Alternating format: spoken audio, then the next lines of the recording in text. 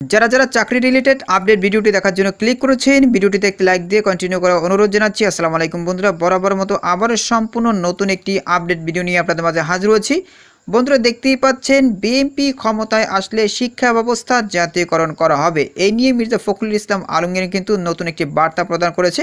এছাড়াও শিক্ষকদের ব্যাপারে কিন্তু তিনি আরও গুরুত্বপূর্ণ বিষয়গুলো তুলে ধরেছে। আজকের এই আপডেট ভিডিওটির মাধ্যমে বিস্তারিত দেখে নেওয়ার চেষ্টা করবো। তাহলে চলুন মূল ভিডিওটি শুরু করা যাক। বন্ধুরা, মূল ভিডিওটি শুরু করার আগে বরাবর মতো ছোট্ট একটি রিকোয়েস্ট থাকবে, আপনি যদি আমাদের এই পরিবারে নতুন দর্শক হয়ে থাকেন, এরকম নতুন নতুন চাকরি রিলেটেড আপডেট ভিডিও সবার আগে পেতে আমাদের এই চ্যানেলটি সাবস্ক্রাইব করে পাশে থাকা বেল আইকনটি অন করে রাখুন পরবর্তী ভিডিওর নোটিফিকেশন পেতে। আর যারা সাবস্ক্রাইব করেছেন তাদেরকে অসংখ্য ধন্যবাদ।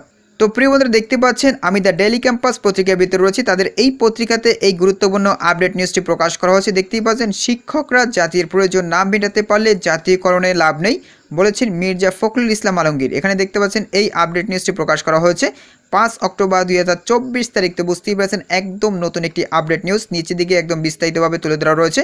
এখানে দেখতেই পাচ্ছেন, বিএনপি মহাসচিব মির্জা ফখরুল ইসলাম আলমগীর বলেছেন, জাতীয়করণ করলেই সমস্যার সমাধান হয়ে যাবে না।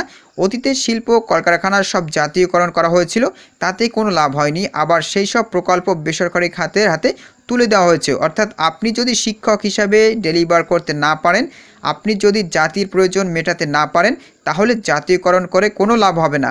এরপর দেখতে পাচ্ছেন, শনিবার 5 অক্টোবর সকালে রাজধানীর রমনায় ইঞ্জিনিয়ার্স ইনস্টিটিউশনের শিক্ষক সমাবেশে তিনি এসব কথা বলেন। শিক্ষক কর্মচারীদের চাকরি জাতীয়করণের দাবিতে এই সমাবেশে আয়োজন করে শিক্ষক কর্মচারী ঐক্যজোট। এরপর তিনি আরও বলেন, এখন জাতীয়করণ করা হলে সেখানে শিক্ষা এবং শিক্ষা প্রতিষ্ঠানের সিলেকশনের প্রশ্ন আসবে।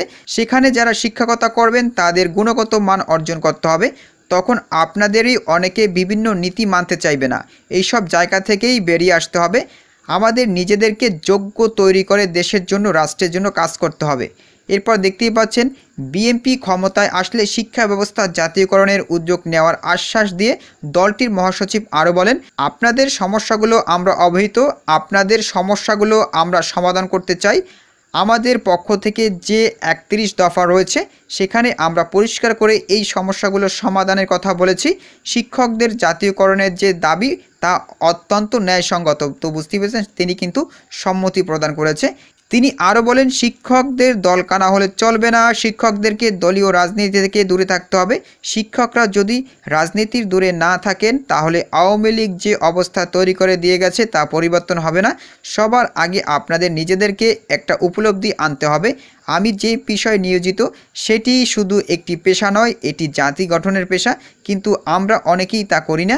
আমরা মনে করি এটা আরেকটা চাকরির মতোই। এবার দেখতে পাচ্ছেন, শিক্ষা ব্যবস্থাকে পরিকল্পিতভাবে ধ্বংস করা হয়েছে উল্লেখ করে এই জ্যেষ্ঠ রাজনীতিবিদ বলেন, শিক্ষাকে সঠিক কাঠামোর মধ্যে না আনা গেলে জাতির উন্নয়ন হবে না। দুর্ভাগ্য আমাদের যে 53 বছর পার হলেও সবচেয়ে দুর্বল জায়গা হয়ে আছে শিক্ষা ব্যবস্থা। আজ শিক্ষা ব্যবস্থা পুরোপুরিভাবে ভেঙে পড়েছে।